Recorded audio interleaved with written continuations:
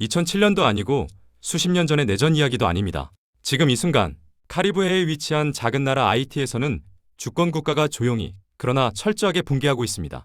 하루의 시작을 알리는 학교 종이 울려야 할 시간. 포르토프랭스의 좁은 골목에서는 총성이 먼저 울립니다. 아이들은 등굣길 대신 피난길에 오르며 노인들은 약을 구하지 못해 지쳐 쓰러지고 젊은 남성들은 이유도 모른 채 갱단에게 끌려갑니다. 그리고 세계는 뒤늦게 깨닫습니다. 아이티의 수도는 더 이상 국가의 통제 아래 있지 않습니다. 수도권의 90% 이상이 무장갱단의 지배를 받습니다. 경찰은 버려진 지 오래되었고 정부기관은 잿더미가 되었습니다. 이 다큐멘터리는 국가 기능이 완전히 붕괴된 현대 국가의 실체, 그리고 그 빈자리를 어떻게 갱단이 집어삼켰는지를 심도 있게 추적합니다.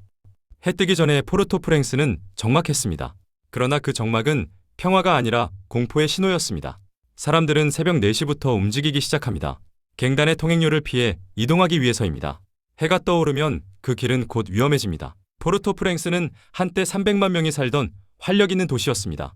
그러나 지금은 폐허와 잿빛 연기로 가득합니다. 길목마다 무장한 갱단이 서 있고 주민들은 이 길을 통과하기 위해 돈을 지불해야 합니다. 갱단은 권력이 아닙니다. 그러나 권력이 사라진 공간에서는 권력처럼 행동합니다.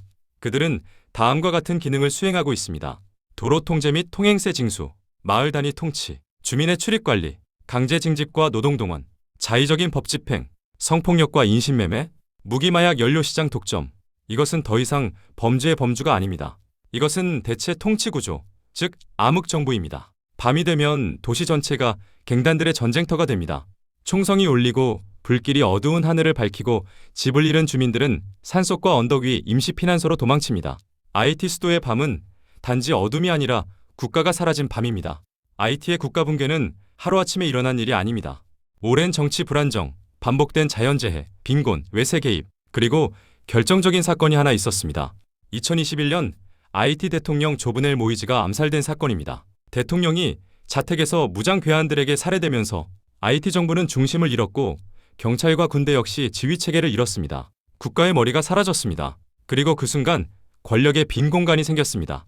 그 빈 공간을 가장 빠르게 장악한 세력은 정치인도 경찰도 국제사회도 아닌 바로 갱단이었습니다. 갱단의 무기 유입은 미국과 남미에서 끊임없이 이루어졌고 그들은 더 강해지고 더 조직화되었습니다. 수십 개의 갱단은 도시 곳곳을 점령하고 영토를 나누었습니다. 이 영토는 무기와 돈이 흐르는 시장이며 사람들이 통제되는 현실적 권력의 중심입니다. 갱단 간의 충돌은 범죄 조직 간의 싸움이 아니라 정권을 두고 벌이는 전쟁과 같았습니다. 아이티의 문제는 도시에서만 벌어지지 않습니다. 진짜 위기는 농촌에서 시작되었습니다. 기후변화는 이 나라의 농업을 점차 파괴했습니다. 가뭄, 폭우, 홍수, 태풍, 그 어느 해도 정상적이지 않았습니다.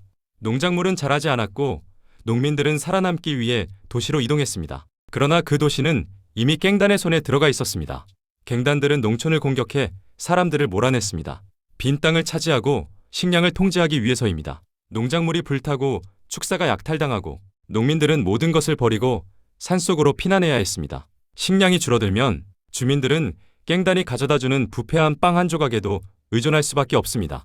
식량을 통제하는 자는 곧 삶을 통제합니다. 갱단은 그것을 알고 있습니다. 지금 아이티에는 130만 명 이상의 국내 피난민이 있습니다.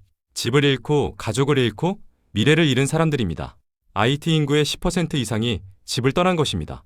언덕 위 임시 피난처에는 천막과 판자, 얇은 금속판으로 만든 집들이 빼곡하게 들어서 있습니다. 비가 내리면 땅은 질척해지고 태양이 뜨면 지붕은 불가마처럼 달아오릅니다. 아이티의 밤은 어둡고 피난지의 밤은 더욱 절망적입니다. 한 소녀는 학교에 가고 싶지만 지금은 학교라는 공간 자체가 사라졌다고 말했습니다. 한 여성은 갱단이 아이들을 데려가려고 해 가족 모두가 숨을 수밖에 없었다고 털어놓았습니다. 또 한 노인은 자신은 죽어도 괜찮지만 이 나라의 아이들만큼은 반드시 살아남아야 한다고 말했습니다. 그들의 말은 마치 아이티 사회가 마지막으로 남긴 절규처럼 들렸습니다. 국제사회는 아이티를 여러 차례 지원했고 구호단체와 NGO는 매년 수천만 달러의 자금을 투입했습니다. 유엔은 무기 금수 조치를 강화했고 국제사회는 평화유지군 파견까지 논의했습니다. 그러나 현실의 벽은 높았습니다. 갱단은 이미 아이티 깊숙한 곳까지 뿌리내린 상태였습니다. 그들은 도로뿐 아니라 항만, 연료 공급망, 상점, 시장까지 장악했습니다. 국제사회는 갱단에게 뺏긴 영토를 되찾을 수 없습니다. 왜냐하면 그 영토는 단순한 땅이 아니라 사람들의 삶과 공포가 얽힌 복잡한 구조이기 때문입니다. 국가가 통제력을 잃자 국제사회는 구원자가 아니라 그저 관찰자가 되었습니다. IT는 지금 도움을 필요로 하지만 도울 수 있는 길은 점점 좁아지고 있습니다. IT의 현재는 미래의 다른 국가에게 경고장을 날리고 있습니다. 국가는 하루아침에 무너지지 않습니다. 조용히 조금씩 서서히 균열이 생기고 사람들은 그 균열을 당연하게 받아들이며 마침내 돌이킬 수 없는 시점에 도달합니다. 그 순간 권력은 새로운 주인을 찾습니다. 그리고 그 주인이 총을 든 자라면 국가의 종말은 훨씬 더 빨리 찾아옵니다.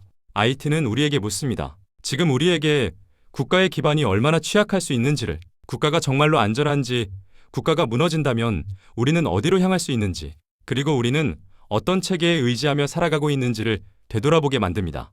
이러한 물음은 IT만의 문제가 아니라 모든 국가가 언젠가 마주할 수 있는 질문입니다. 그럼에도 불구하고 IT는 완전히 끝난 나라가 아닙니다. 피난처에서 봉사를 하는 자원봉사자들, 갱단에 저항하는 젊은 청년들, 돌아오지 않는 평화를 기다리며 서로의 손을 잡는 가족들, 희망은 보이지 않지만 분명히 존재합니다. 국가 재건은 먼 길이지만 그 시작은 사람들의 기억과 연대에서 시작됩니다. 우리가 이 이야기를 듣고 기록하는 것, 그리고 타인의 고통을 외면하지 않는 것, 그 소소한 행동들이 쌓여 국가의 재건을 가능하게 합니다.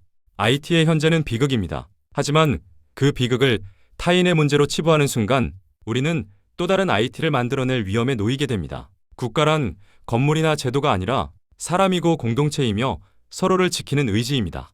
IT는 지금 무너져 있지만 그 속에는 아직도 살아남으려는 사람들이 있습니다. 우리가 이 다큐를 통해 바라본 것은 단지 갱단의 폭력이 아니라 국가란 무엇인가라는 근본적인 질문입니다. 그리고 마지막으로 이 이야기의 의미는 단순합니다. 국가를 지키는 것은 권력이 아니라 기억과 관심입니다. 당신의 관심이 한 사회를 지킬 수도 한 나라를 살릴 수도 있습니다. 지금까지 IT, 갱단에게 빼앗긴 나라 편이었습니다. 다음 영상에서는 또 다른 범죄의 이면, 그리고 인간 심리의 어두운 단면을 다룹니다. 구독과 좋아요는 다음 이야기를 만드는 힘이 됩니다.